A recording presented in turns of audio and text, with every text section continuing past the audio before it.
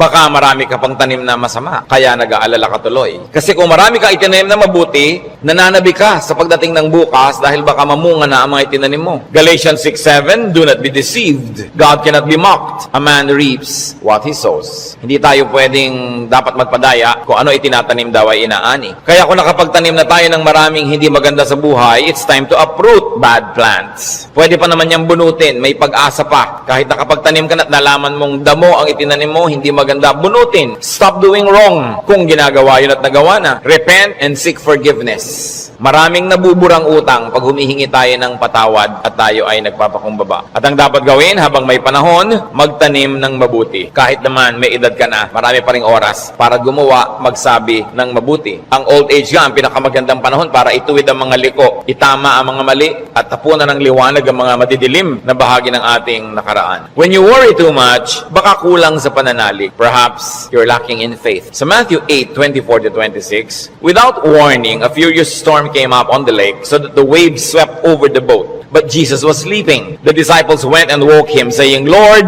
save us. We're going to drown. He replied, you of little faith, why are you so afraid? Then he got up and rebuked the winds and the waves, and it was completely calm. Well, actually, rational naman at valid yung fear nila dahil malakas ang bagyo, sinasalanta ng bagyo at ng mga waves at mga alon at hangin yung kanilang sasakyang pangdagat. Hindi naman imposibleng matakot ka nun at hindi naman yun unreasonable. Pero nakita natin yung statement ng Panginoong Hesus dito. He equated fear with lack of faith. Kaya pag marami tayong mga takot at kinakatakutan, ang dapat nating siyasatin yung ating pananalig. We should check our faith. The more faith we have, the less fears. The more fears, it means the less faith. Sabi nga, faith is the assurance of things hoped for, the evidence of things not seen. And if you're assured and you have evidence of God's goodness through faith, you will be much, much less prone to worry. Kaya si Pedro, nung pinalakad ng Panginoon sa tubig, nung siya'y nag-alala, natakot, siya'y lumubog. Matthew 14:29-31, Come, he said. Then Peter got out of the boat, walked on the water, and came toward Jesus. But when he saw the wind, he was afraid, and beginning to sink, cried out, Lord,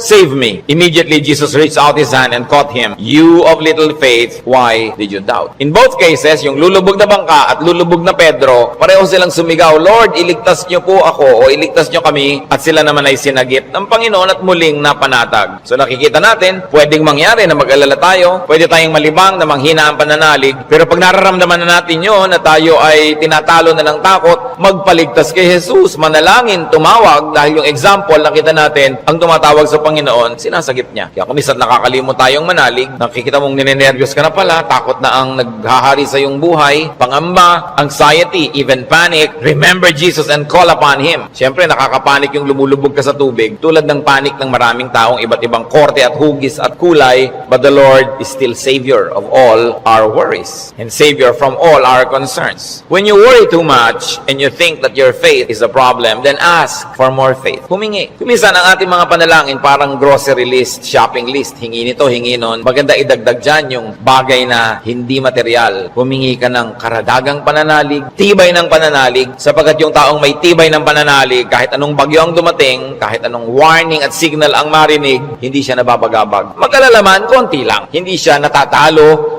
at hindi siya nasasakal ng takot. Kaya ang sabi ng mga apostles sa Luke 17:5, increase our faith. Yan ang panalangin nila sa Panginoong Jesus. Sapagkat napatunayang kulang ang pananalig nila, ang diningin nila, dagdagan yon. It is very important for us to practice faith. Habang ito'y pinapractice mo, you put it to use, lalong tumitibay, lalong lumalalim ang ating pananalig. Kung tayo mapag-alala, baka kulang sa kaalaman sa mga pangako at salita ng Diyos. Kung alam kasi natin ang mga pangako at salita ng Diyos, halos lahat ng concern natin covered. And I dare believe every concern is covered. Nung nananalangin itong sa Solomon sa Panginoong Diyos, masdan natin ang kanyang paggunita sa mga pangako ng Diyos sa langit. 1 Kings 8:25. Now, Lord, God of Israel, keep for your servant David, my father, the promises you made to him when you said, you shall never fail to have a man to sit before me on the throne of Israel. If only your sons are careful in all they do to walk before me as you have done. And now, O God of Israel, Israel, let your word that you promised your servant David my father come true. Malakas ang loob nitong Solomon na humingi sa Diyos sapagkat alam niya ang pangako ng Diyos sa kanyang tatay na si David. Kaya sabi niya, yung mga ipinangako niyo po sa ama ko, tuparin niyo, O Diyos. At pagka ang Diyos ay nilalapitan natin, na ang daladala natin ay yung pangako niya mismo at salita niya, ay nakakatiyak tayo na yun ay i-honor. Because God will always honor His word. Solomon, knowledgeable of God's promises to his father, claims it. So it's important for us, bago dumating ang worry, bago dumating ang fear, to know, then to claim and apply God's provision. Hindi kung kailan ka na nag-aalala at natatakot, doon ka pa maghahanap at mag-aaral, baka sa kalituhan mo, wala kang makita. Kaya mahalaga, mag-aral na agad. Sa uluhin ng mga salita ng Diyos, at i-quote sa sarili mo, i-quote sa pinoproblema mo, ang mga pangako niya. Bagamat kung hindi mo yung nagawa at may problema ka na, tagahanap ka pa rin, kapakipakinabang pa rin yun. Pero tiyak na kapakipakinabang lalo kung ginagawa natin before the need arises. Psalm 119 verse 50, sa lahat po ng mga nagdurusa, nahihirapan, memoryahin nyo itong verse na to, alalahanin, gunitain, anumang wika. My comfort in my suffering is this, your promise preserves my life. 5 very big words here. Suffering. Namnamin natin ang Psalm 119:50, sabi, my comfort is my suffering. So unang-una, suffering. Pagka atin pong inalala yan, there is suffering. We all go through suffering, pero sabi niya, my comfort in my suffering. Bawat suffering,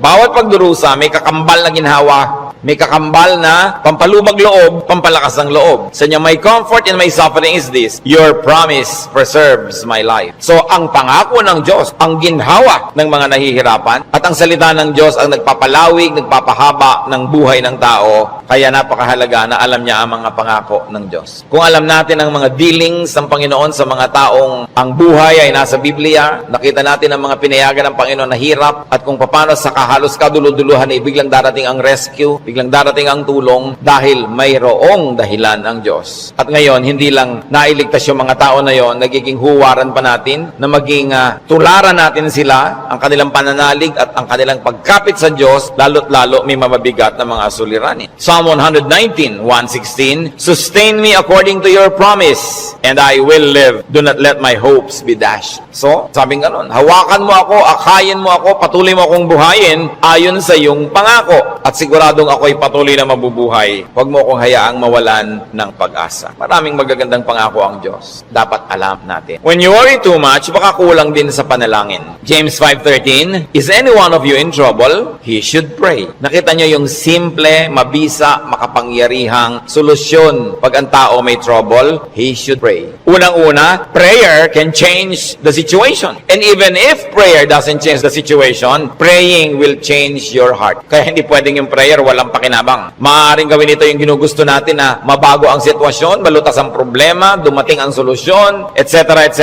O kaya hindi man ganon, nabago naman ang pananaw natin, nabago ang ating pag-iisip, ganun pa rin ang bunga, tumahimik ka. Ang mahalaga naman sa tao, yung payapa siya. Yung tahimik ka kahit may problema, kahit nga hindi masolve yan, tahimik ka pa rin. Daig mo pa yung nasolve yung problema, pero magulo pa rin siya ang isip niya. Kaya ang mahalaga yung kalooban. At napaka-importante nito mga kapatid, tandaan natin, hindi ninyo kayang kontrolin ang mundo. Hindi ninyo kayang kontrolin ang global warming. Hindi nyo kayang kontrolin ang earthquakes. Hindi nyo kayang kontrolin ang mga political turmoils. Hindi nyo kayang kontrolin na maging sakit. Pero kaya yon ng Diyos. Kaya pag ipinapanalangin mo at inilalapit, ang laki-laki ng nagiging inhawa mo dahil alam mong alam yun ng Diyos. At kung gusto niyang baguhin yun, sinong makakapigil sa Kanya? At kung hindi niya binabago, meron siyang magandang dahilan. Manalig ka na magandang kanyang dahilan kahit kung minsan hindi naabot ng iyong isip. Pero eto pa, kung hindi mo makontrol ang mga bagay na yan at hindi kinontrol ng Diyos para sa kagustuhan mo, meron ka pang pwedeng kontrolin, kapatid, yung kalooban mo. Pag pinili mong manalig, pinili mong sumamba, at pinili mong pumanatag sa salita ng Diyos, hindi ka tatablan ng pinoproblema mo. Kaya laging kapakipakinabang ang pananalangin. So you always pray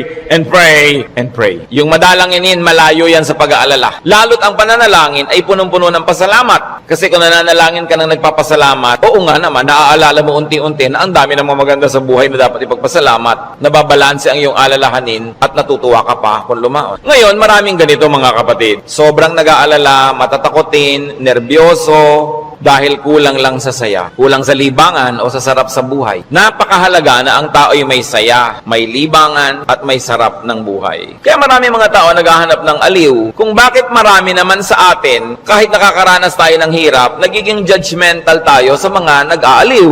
Ano naman ang sama sa mag-aliw? Kung hindi mo ninanakawang yung aliw, wala kang pinapatay, wala kang ginagawa ng masama. Kaya pag tumatanda na ang tao, marami dyan nagkakaroon ng diversyon.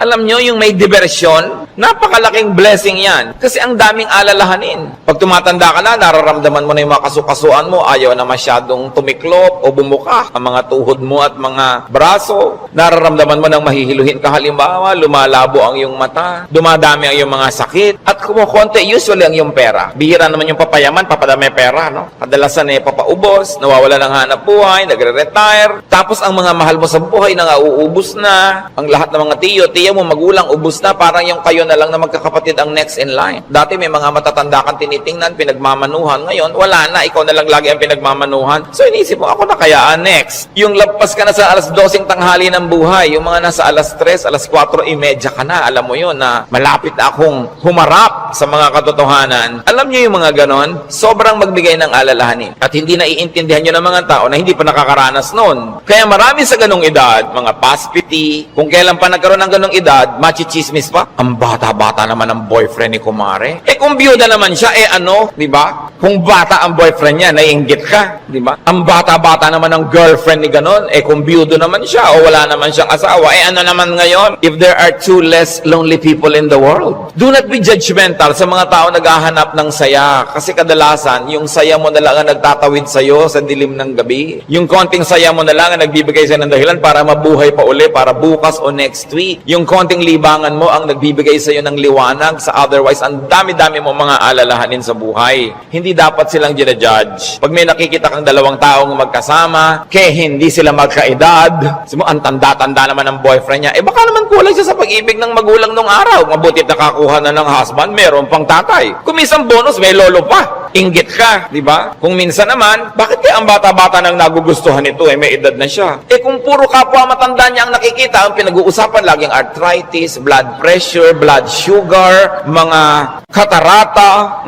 glaucoma, nakaka-depress. Kaya kung minsan masarap kasama yung bata na walang iniisip ng mga alalahanin, puro happening at gimmick ang naiisip, nalilimutan mo mga problema mo. At yung problemang hindi nasosolve, malaking bagay kung nalilimutan man lang kahit sandali. Because you keep your sanity and you keep your cheerfulness. Mga kapatid, huwag kayong killjoy sa mga taong humahanap ng ligaya. Kasi hindi nyo naman papaligayahin Halimbawa, yung nanay nyong byuda, may boyfriend. Mano, byuda naman. Bakit sasamahan mo ba siya pag gusto niyang manood ng TV? Sasamahan mo ba siyang manood ng sunset? Hindi rin naman. Busy ka rin sa sarili mong asawa at mga anak. Tapos pinagkakaitan mo yung nanay mo, yung tatay mo ng kaligayahan. Ang mga tao kasi maraming dala, maraming problema. Matuwa tayo pag nakakakita sila ng konting itinatawid sila sa ganong mga hirap. Pasalamat ka na hindi na nga ikaw ang magtatawid at hindi na ikaw yung kailangang laging nandoon. People have needs. Kaya kailangang maging maunawain. Kaya kung marami tayong mga alalahanin, baka kulang ka lang sa entertainment. Hindi naman masama yung entertainment Basta wala kang binibreak na law of God. Kumisa kasi yung mga relihiyoso kung bakit galit na galit sa mga tao. Hoy, alam mo, Christian na Christian si nakita ko siyang nagbingo. Kung lumigaya ba siya, hindi naman ninakaw sa iyo yung pantaya.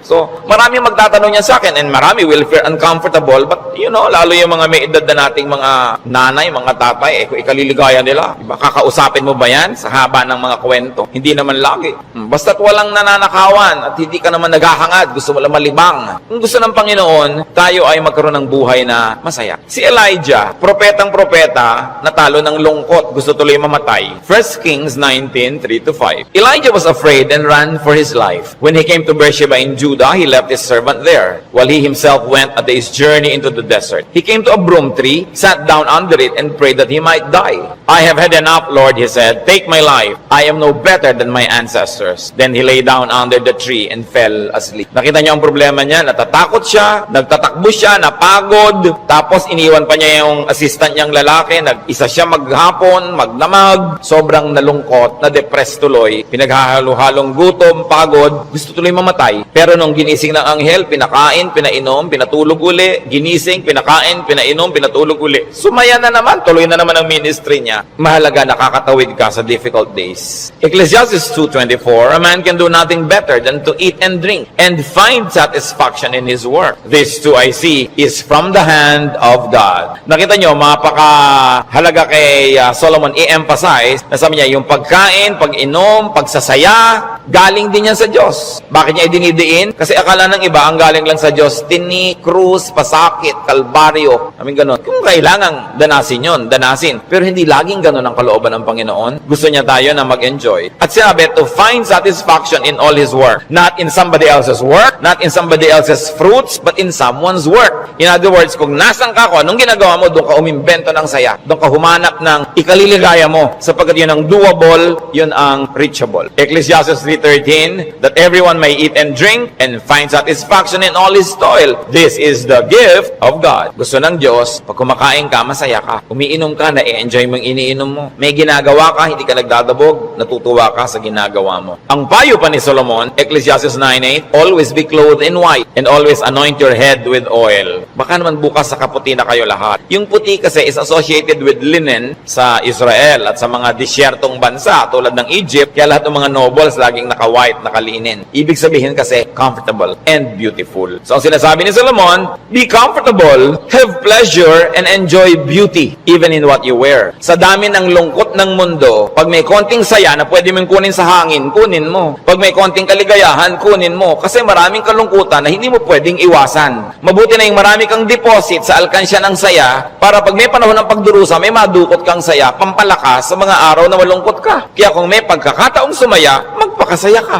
May pagkakataong gandahan ng environment, gandahan mo kasi kung minsan napipilitan kang tumingin sa hindi maganda. Meron kang pagkakataong guminhawa, paginhawahin mo. Kasi maraming beses hindi ka maginhawa at wala kang magagawa tungkol doon. So marambuti na yung marami kang pabaon sa sarili mo na saya, tawa, kagandahan, para pagka panahon ng tagsalat, meron kang panggagalingan ng lakas. Surround yourself with what is beautiful and pleasurable and comfortable. Sabi nga ni Balagtas, sapagkat ang mundo'y bayan ng hinagpis, mamamaya'y sukat tibayan ang dibdib. At ang isa sa mga pagpapatibay niyan, whenever you can be happy, so that when sadness that cannot be avoided comes, then you are well equipped because yung balance mo, kahit ma-withdrawhan ng lungkot, yung sayang nakatago, ang balance mo, marami pa ring sayang natira. Kaya ministry natin mga kapatid na magpasaya rin sa isa't isa, hindi magpalungkot. Hindi may nagsasaya, maiinis ka. May nagkakakanta ng I did it my way, babarilin mo. Hayaan mo siya magkakanta. Alam mo ba kung anong problema niya sa buhay? Baka kailangan niya ang kidney transplant. Baka yung asawa niya may cancer. Baka ang mga anak niya walang pangmatrikula. At gusto na niyang tumalon sa ilog na walang tubig dahil El Nino. Kaya ang laki ng problema. Tatalo ka sa ilog, di ka malulunod. So malaking problema yun. So kumanta na lang siya ng I did it my way kahit wala sa tono. Babarilin mo pa. Surviving na nga yung tao. Marami sa atin, they're just trying to survive.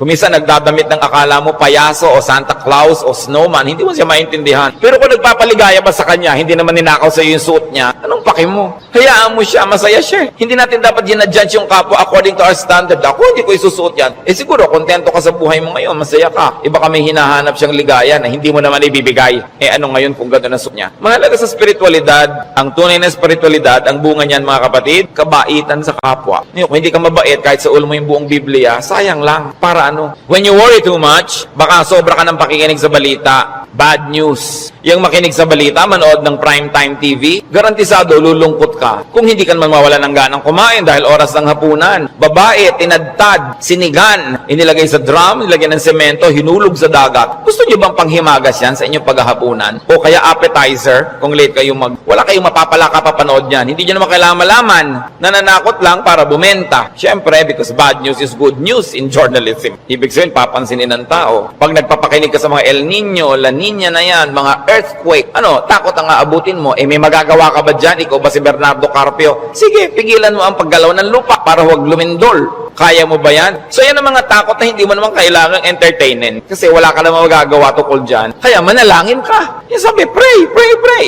Siyempre, marami pang nananakot ay padami na ng padami ang tao sa mundo. Actually, pag nag-aeroplano kayo, makikita nyo, ang dami pang lupang walang laman eh. Nagkakagulo lang yung mga tao sa mga bayan-bayan at crossing. Pero ang dami pang maluwag. Napakarami ka lang siksikan kasi because of the imbalance ng economy. Natatakot ang mga tao na mauubos sa daw ang langis. Actually, mga daang taon pa yan bago maubos. At hindi pa nga nauubos sa kakaimbento na ang tao ng mga bagong alternative sources of energy. Ang tao kasi fearfully and wonderfully made by God. We were made wonderfully. People will find a way as life finds a way. Sabi niyo ba, papangit na ang buhay, hindi totoo yun. Tingnan nyo lang ang cellphone na hawak nyo o nasa bag nyo, malalaman nyo umasenso ang buhay. Nung araw, mayayaman lang ang mga may telepono. Yung halos gumapang ka sa lupa, kumatok, pwede po bang makitawag, Mrs. Cruz? Diba? Dahil sila lang ang may telepono, siya naman may rollers pa. Mamaya, ngayon kahit balot vendor, may cellphone. Hindi pa ba yan asenso ng humanidad? Ang mga pharaoh, ang mga Roman emperors, ngayon nahuhukay mga bangkay nila, simpleng abscess lang ng bagang namatay. Appendicitis namatay. Ngayon, routine na lang yan. Diba? Routine. Ang dati nating presidente, Manuel Quezon, namatay sa tuberculosis. Ngayon, nagagamot na yan. In other words, nag-i-improve ang science, nag-i-improve ang technology. Natututo tayo ng green architecture, green lifestyle. Sabi natin, parumi ang mga ilog, buti pa ng araw na malilinis ang ilog natin. Lilinis din yan kasi magigising din tayo sa katotohanan na walang kwenta ang maruming ilog. Yung dating kerumi-ruming ilog sa Singapore, ngayon ang linis-linis na, ang dami na uling isda. Ganon din naman sa Stockholm, sa Sweden. Sa gitna ng city, ang linis ng ilog, may mga nangingisda at kinakain nila yung isda. Dati daw yung parang Pasig. In other words, ang tao kasi natututo. Matututo, di mag-a-adjust tayo eh. Nagkakaroon ng maraming research sa siyensya. Di ba kahit nga ngayon 70, mukhang 30. Napapahaba ang kabataan para mag-enjoy pa ng maraming bagay. Yung mga kulot ngayon, gusto mo tuwid ang buhok mo, bukas tuwid. Gusto mo kulot uli next week, kulot. Maraming nagagawa ang tao. Ang pagkain, nung araw nga, bago ka makakain ng palitaw, kailan magigiling ka pa ng malagkit, mga 3 oras mong ginigiling-giling sa bato. Ngayon, punta ka sa Via Mare, mamimili ka ng lahat. Parang piyesta araw-araw. Maraming tao nung araw, pagka piyesta lang nakakakain ng lechon o kaya ng karne. Kasi hindi naman available. Pero ngayon, pipiliin mo pa. Puro leg ba, puro likod, puro napipili. Ang trend ng buhay, pag tinan nyo mga kapatid, papaganda. Huwag kayo nawawala ng pag-asa at huwag kayo nagpapalungkot dyan. Kasi God is in control. Ngayon, pag nagpapapakinig kayo din sa mga prophet of doom, sa sobrang prophecy, lulungkot din kayo. Diba? Ang alam natin, ang ending ng lahat ng prophecy, darating ang Diyos o babalik tayo sa Diyos, o man ang mauna doon, yung pa rin ang tunay na ending, no matter what the detail. Kaya ng ating dapat bigyan ng pansin. We romance the past too much. Laging the good old days, the good old days. Sabi ni Solomon sa Ecclesiastes 7:10, do not say, why were the old days better than these? For it is not wise to ask such question. Huwag kayong magdrama-drama, laging yung hinahanap yung kahapon ng araw. Yung nung araw, nasasakay ka halimbawa sa bus, talagang yung buhok mo ay hinila na ng lahat ng hangin bago ka makarating sa Maynila. Yung the good old days ba yun? Na para ka magkaroon ng ice cream, gagawa ka?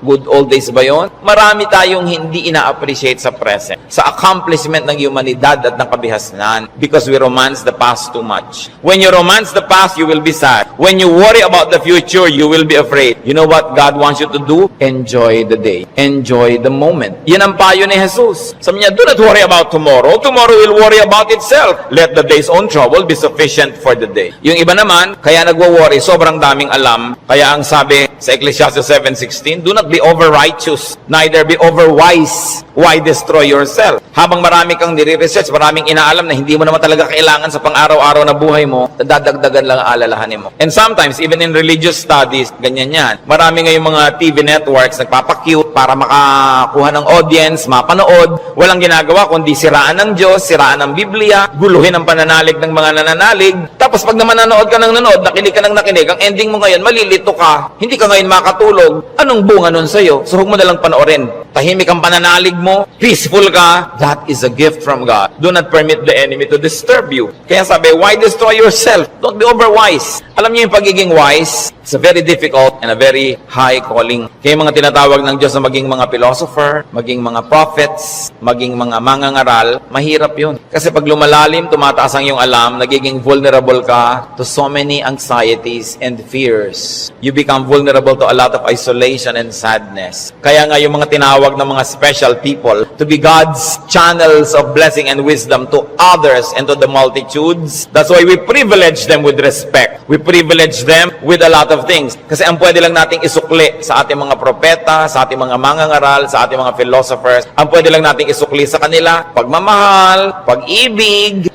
pagrespeto, kasi dinadanas sila ang maraming hindi na natin dinaranas. Sa kanila ibinubunyag ang mga malalalim, mahihiwaga at mahihirap na mga bagay bagay para maipaliwanag nila sa mga ordinary mortals like you and me. Kaya mahirap yan. Marami sa mga propeta, marami sa mga great artists, marami sa mga great achievers, great thinkers are tormented by their spirits and in their spirits. Kasi they become sensitive to many things. Kaya napakasarap ng buhay ng mga taong regular lang. Kung minsan naiinggit ka doon sa sobrang dunong, sobrang galing, kaya mo bang buhatin ang bigat ng karunungan? Mahirap yun. Yung may ipabigay sa'yo ang Diyos, sasabihin ng Diyos, ipamigay mo na yan dyan sa mga tao, hindi siya madali. Kaya kung minsan may eccentric behavior, no? Yung mga great artists na hindi nauunawa ng mga karaniwan tao. Basta tayo mga kapatid may hindi nauunawa, huwag nyo i-judge. Sikapin yung unawain at kung hindi nyo malang maunawaan, at least leave it alone. Huwag nyo siraan, huwag nyo pintasan kasi hindi nyo alam. At pasalamat kayo, hindi kayo yun. Ngayon, we avoid extremes because extreme behavior and extreme thinking also leads to a lot of worry. Ecclesiastes 7:18, the man who fears God will avoid all extremes. Gumigitna ka lang, bumabalansi ka lang para tahimik ang buhay mo. Ecclesiastes 12:12, be warned my son, of making many books there is no end, and much study wearies the body. Lalo ngayon, ang daming choices. Nung araw, 3 lang ang channel sa TV. Ngayon, daan-daan ang channel. Ang dami mong choice. Kaya wala ka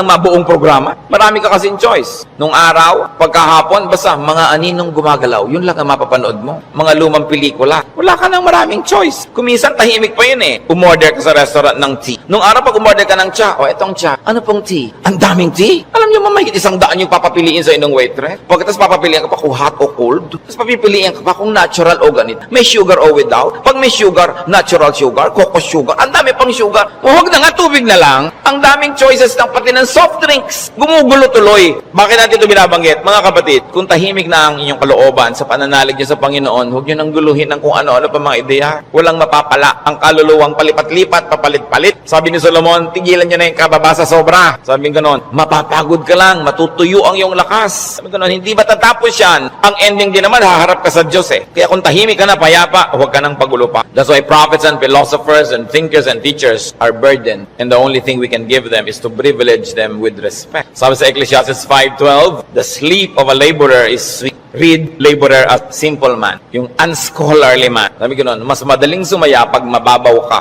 So huwag mo nang masyadong laliman. Kasi baka walang humukay, para kang nagtago na walang naghanap, lalabas ka rin. Mahirap. Pag may mga mababaw dyan, ang saya naman nila, mabuti pa sila. No? Yung konting, ay hangin. Hangin lang, tumatawa. Kesa naman ang tali-talino mo, wala na makapagpatawa sa'yo. Mas mahirap yun. When you worry too much, baka kulang ka lang sa food or drink or chemical balance. Tulad ng pinag-usapan natin. No? Kaya, yung propeta, pinakain ng anghel sa 1 Kings 19:7-9 at guminhawa na siya nung siya kumain at nakainom. Baka sobra ka nagda-diet, kulang ka na sa vitamina, kulang ka na sa minerals, kulang ka na sa nutrients, kaya ka pala malungkot. Ang bewang mo nga, di ba? Ang liit-liit, pero ang lungkot mo naman, nakatingin ka at nakatulala, no? Sa kawalan, di bali nang lumaki ang bewang mo. Basta masaya ka. Ang mahalaga yung kalooban mong masaya ka. Kasi ang buhay maiksi. Alam nga namang ubusin mo pa sa lungkot yan. Kailangan i-maximize mo yung saya. Kaya si Timothy na laging sinisikmura, sabi sa kanya ni Paul sa 1 Timothy 5:23, stop drinking only water and use a little wine because of your stomach and your frequent illnesses. So kulang siya sa chemical balance. Binabalanse. The Lord Jesus' prescription against worry, Matthew 6:26-34. Sabi niya, look at the birds of the air. They do not sow or reap or store away in barns, and yet your heavenly Father feeds them. Are you not much more valuable than they? Who of you by worrying can add a single hour to his life? Sabi, ba't ka nag-aalala? Kita mo yung mga ibon, hindi naman yan nag-agriculture, pero pinapakain, buhay din yan. Mas mahalaga ka kaysa ibon. Kaya ang unahin mo, manalangin, lumapit sa Diyos, manal. Tapos marami ka pang ibang alalahanin, etc., etc.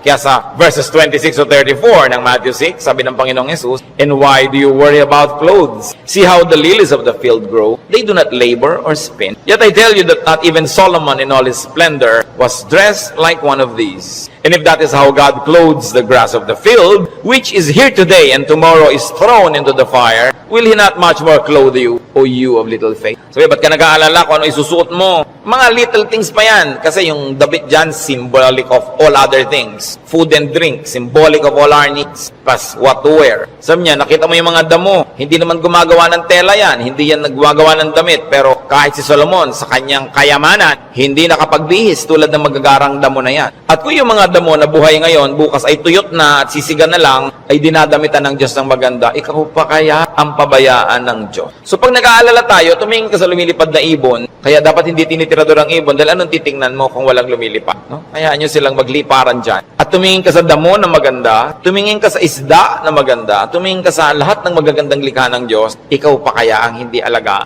kung yan nga inaalaga. Kaya sabi ng Panginoon sa Matthew 6:26-34, kadugtong, so do not worry, saying, what shall we eat? Or what shall we drink? Or what shall we wear? For the pagans run after all these things, and your heavenly Father knows that you need. Nag-aalala ka kasi alam mo kakailanganin mo. Huwag mong kalimutang alam ng Diyos na kailangan mo yun. At kung inassignan ka ng buhay ng Diyos na ganito kahaba, talaga namang wala siyang ilagay na provision, paano ka mabubuhay? Hindi matutupad yung plano niya para sa'yo. Kaya pakakainin ka niya, bubuhayin ka niya. Maaaring hindi siya laging gumawa ng himala, pero itinanim niya sa iyong isip, sa iyong puso, sa iyong naturalesa na bubuhayin mo ang iyong sarili kahit anong mangyari. Life finds a way. Kaya yung mga nagbebenta ng life insurance, pag tinanong mo, ba't po kayo nag-i-insure ng mga tao? Paano kung mamatay lahat yan? Sasabihin, hindi. Kasi ang tao talagang kahit anong mangyari, pananatilihin niya ang sarili niyang buhay. Kaya yun ang kakampi ng insurance company, yung pag-ibig ng tao sa buhay, nabubuhayin niya ang sarili niya. Ikaw ba halimbawa, pag may insurance ka, napapalitan ng paamong naputol, puputulin mo nga para mapalitan. Hindi, di ba? Hindi ko may insurance ka, gagawin mo yun. Kasi mahal mo yung katawan mo, mahal mo yung buhay mo. Itinakda yun ng Diyos. Kaya mananatili ang tao under His care. It is natural to us. So why worry about global warming? Luma na yun. El Nino or La Nina or earthquakes, lalong luma na yun. No? Pag tinignan yung mga guho ng mga Roman buildings ng 2,000 taon na ang nakalipas, noon lumindol. Laging may lindol. Lagi. Buhay pa rin ang buong humanidad. No? May mga nasasalanta, pero marami pa rin nanatiling buhay. At as we always say, earthquakes don't kill, but bad buildings do. Kaya nga nagkakaroon ng kapabayaan yung mga tao. Kumisan, mapahamak tuloy. Yung mga earthquake na yan, noon pa yan, unang panahon pa. Hindi na yan bago. Sabi sa Ecclesiastes 1:9-10, what has been, will be again. And what has been done, will be done again. There is nothing new under the sun. Alam na yan. Nagkaroon lang kasi ng pangalan niyang El Nino kaya naging warriors tayo. Nung araw pa sinaunang panahon, hindi umuulan, yung mga tao magpoprosesyon sa mga bukid para umulan. Nangyayari na noon. Pero may bukid pa rin, may tao pa rin, dumadami pa nga. Is there anything of which one can say, look, there is something new? It was here already, long ago. It was here before our time. And if it was here before our time, it was God designed, God ordained. It is in accordance with God's will. And if God promises that He will take care of you, and He knows the natural things that will happen, God knows how to take care of His people. Yun ang dapat nating panghawakan. Hindi ka padala sa takot, sa mga sensational news. Kapatid, kung ano man ang pinoproblema mo, nandyan na yan, matagal na. Inilagay yan dyan ng Diyos. O kung hindi man,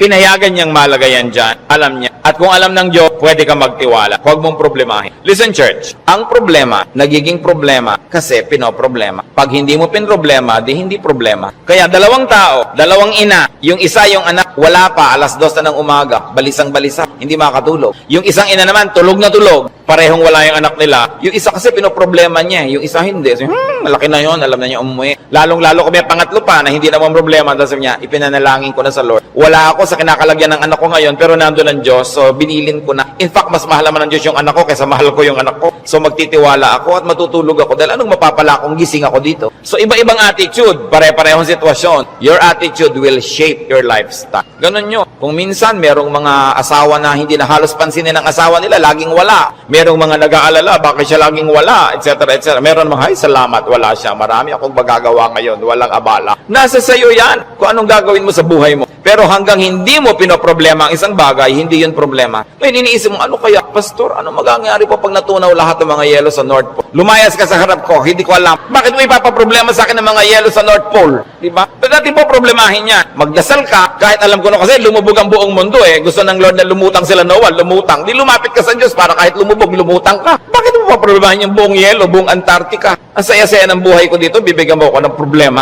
Ano po kaya't naglilindol? Kaya ba natin pigilit kahit anong gawin natin dito? Diba? But of course, there are practical things you can do to minimize risk and danger. But you can only do so much. Kaya nga may Diyos eh. Para yung hindi mo kaya, ipasa Diyos mo. Magtiwala ka at mag-enjoy ka ng buhay. Gumawa ka ng mabuti. Kaya tayo gusto ng Diyos na pumanatag, tumahimik, para sa kapanatagan at katahimikan, ma-inspire kang gumawa ng mabuti. Hindi lang para magpasasa sa sarap. Your stability in life, your wealth, your security, your health should not only be used for your personal enjoyment. It must become the springboard for much nobler missions in life. Na kumbaga, wala ka ng need, so pwede ka na magbigay. Malakas ka naman, pwede kang tumulong. Tahimik ang loob mo, pwede kang umakay, umunawa sa mga magugulo ang loob. Kaya gusto nating pumanatag, umayos, hindi lang para magpasarap, para magawa natin yung misyon na ibinibigay sa atin ng Diyos na maging blessing tayo sa ating mga kapwa-tao. So, brothers and sisters, think about the things you worry about. It's your decision if you like to turn them into problems. Pag pinroblematize mo. Marami mga tanong pa, mga doktrina na hindi natin alam. Ano po kaya ang itsura natin sa langit? Hindi natin alam. Ang problemahin mo, mapasama ka doon. At alam natin yan, manalig ka sa Panginoon, humingi ka ng tawad para sa iyong mga kasalanan,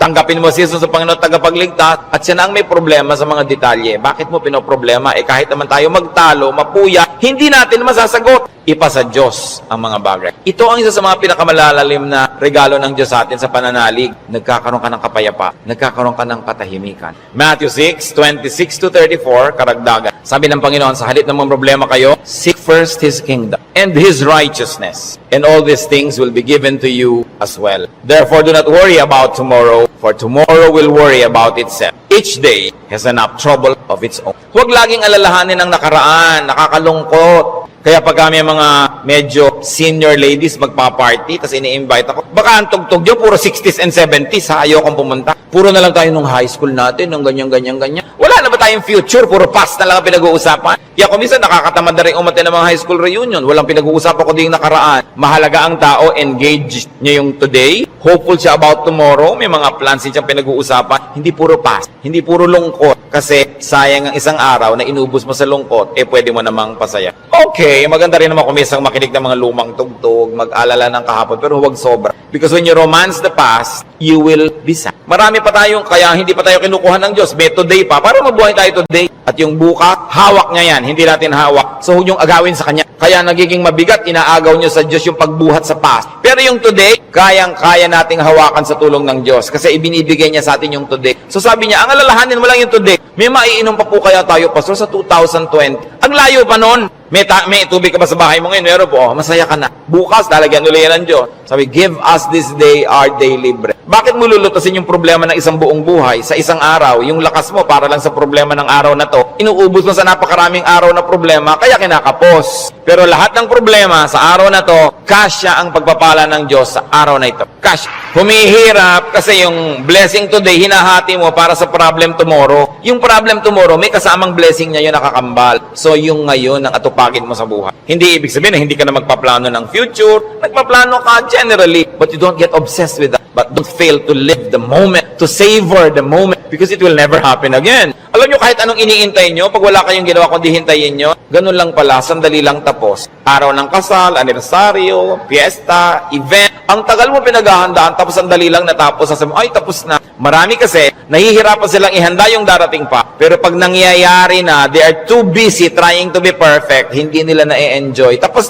na, wala na, lugi na sila. So enjoy the moment. Pag kami ikinakasal ako, may ibinubulong akong gano'n. Minsan may tinatanong sa akin, ano po yung ibinulong nyo, Pastor? May mga pakialamera kasi pati ibinulong mo, tinatanong. Sabi ko, wala. Sinabi ko lang, pagkakainan na, kumain kayong mabuti. Huwag kayong mag-entertain ng mga bisita. Tayo kayo ng tayo. Kasi this is your first meal together as husband and wife. Enjoy it. Stop being warriors and perfect hosts. Enjoy your meal. Ito yung meal, enjoyin mo. O, debo mo ngayon, enjoyin mo. Huwag mo nang isipin na kung anong bagay kasi mamaya tapos na yan. Dapat ine-enjoy. Pag pangbukas, malayo pa. Do not worry. Focus on today's concerns and pleasures and enjoy whatever can be enjoyed. Philippians 4:6-7. Do not be anxious about anything, but in everything, by prayer and petition, with thanksgiving, present your requests to God. And the peace of God, which transcends all understanding, will guard your hearts and your minds in Christ Jesus. Sabi, huwag kayong mag-alala, huwag kayong matakot, huwag kayong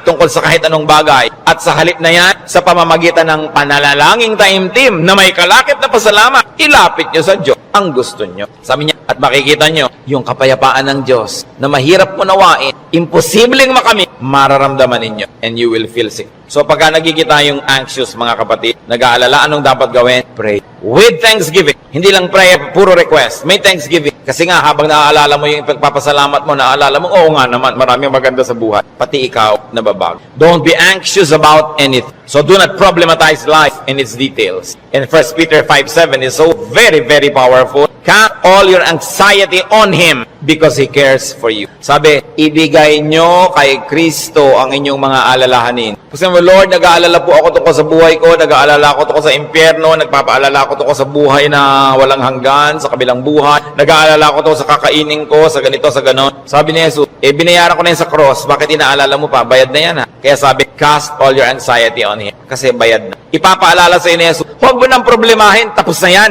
binayaran na. Kaya nga ako nagdugo, nasugatan, nahirap, mahirapan, nagdusa, namatay, para hindi ka na magdusa. Bakit ginokopya mo ako, hindi naman ikaw ako? Ba't ka naman problema? Problema ko yan. Kaya nga si Jesus, Savior. He is Savior. He is Lord. Lord over all our problems and cares. Kaya sabi ng Ecclesiastes 11:10, so then, banish anxiety from your heart and cast off the troubles of your body, for youth and vigor are meaningless. Sabi, palayasin mo, iwag-wag mo ang mga problema mo. Kaya ang laki ng gawa ng word na word, banish. Hindi lang sinabing remove, banish anxiety. And this word anxiety in its original word and language is the same as the clinical word now for anxiety. Yung halos masiraan ka ng bait sa pag-aalala, sa takot, sa panic, sa nerbyo. Sabi, iwag-wag mo yan, tanggalin mo yan. Hindi yan bagay sa mga anak ng Diyos. Do what it takes para matanggal yan. Kaya mga sinabi natin, maghanap ka ng ligay, manalangin ka, get busy, alisin mo ang dapat mong alisin, palitan mo ang iyong mga pag-alala ng panalangin, ng kapayapaan, ng pananal. Bakit? 1 John 4:3, the one who is in you is greater than the one who is in the world. God who lives in you is greater than the spirit that scares you. Kaya napakahalaga na isipin yan, yes, I am a winner because Jesus Christ is a winner. Matthew 10:29-31. Sabi ng Panginoon, are not two sparrows sold for a penny? Yet not one of them will fall to the ground apart from the will of your Father. And even the very hairs of your head are all numbered. So don't be afraid. You are worth more than many sparrows. Yung maliliit na ibon sa Israel, ang mura-mura, dalawa nun, isang pera lang. Para halos economic value. Sabi ng Panginoon, hindi ba ang mumura ng mga ibon na yan halos walang halaga? Pero wala ni isa sa mga yan ang namamatay nang hindi alam ng Diyos at hindi pinapayagan ng Diyos. Pati sila, pinapayagan muna ng Diyos na mamatay bago mamatay. Alam ng Diyos ang nangyayari sa kanila. Ikaw, sabing ganon, pati nga number ng buhok mo dyan sa anit mo, alam niya. Alam ng Diyos kung ilan nang nalaglag sa unan kagabi, sumama sa shower, ilan niya kung ilan tumutubo, alam niya kung ilan yung nalalagas. Ibig sabihin, ang pagkakaalam ng Diyos sa buhay natin, very updated and very detailed. Kaya sabi niya, huwag kang mag-alala, higit kang mahalaga kaysa maliliit na ibon. Kaya pinapahalagahan ng Diyos ang iyong buhay, pahalagahan mo rin, at huwag kang matakot kahit kailan. Ano ang mga ipinag-aalalan niyo mga kapatid? Sa mga binanggit natin o sa mga hindi natin nabanggit, palayasin niyo sa buhay niyo.